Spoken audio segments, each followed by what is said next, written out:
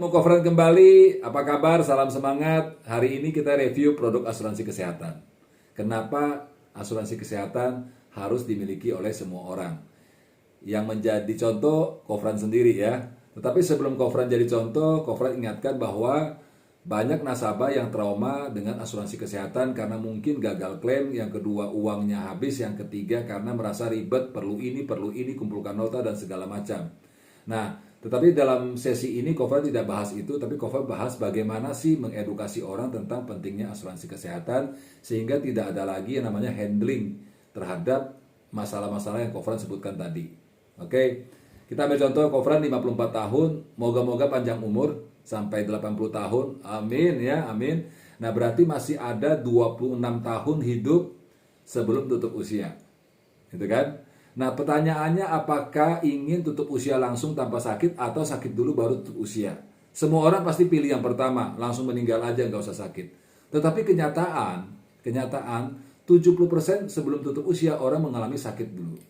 Dan satu hal yang paling dikhawatirkan adalah berapa besar biaya rumah sakit untuk menangani sakit itu. Bisa jual rumah, bisa jual harta untuk bayar rumah sakit. Nah kita bilanglah, seseorang itu saya punya deposito 10 miliar. Misalnya, pertanyaannya apakah itu cukup menghandle resiko sakit saya sampai usia 80 tahun? Belum tentu. 5 miliar apalagi? Karena kita sama sekali tidak tahu final biaya rumah sakit yang harus kita bayar pada saat kita sakit. Bahkan bisa dibilang unlimited. Nah, untuk sesuatu yang tidak pasti, apakah tidak lebih baik kita pasti tahu preminya berapa sih yang gua bayar dari usia 54 sampai dengan usia 80. Misalnya contohnya untuk usia saya akan habis kurang lebih 2 miliar. Saya lebih senang habis 22 miliar daripada saya tidak tahu besaran yang mungkin terjadi dari resiko sakit saya atas biaya rumah sakit. Nah, 2 miliar itu saya cicil nih dari usia 54 sampai usia 80 tahun.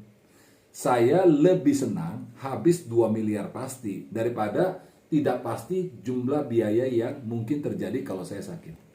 Nah, ketika saya memperhitungkan antara untung dan ruginya, saya mengambil keputusan untuk beli asuransi kesehatan dengan kesadaran 100% itu penting. Kenapa? Karena sampai hari ini tidak ada orang yang bisa menghitung perkiraan habisnya biaya rumah sakit untuk sebuah pengobatan penyakit seseorang.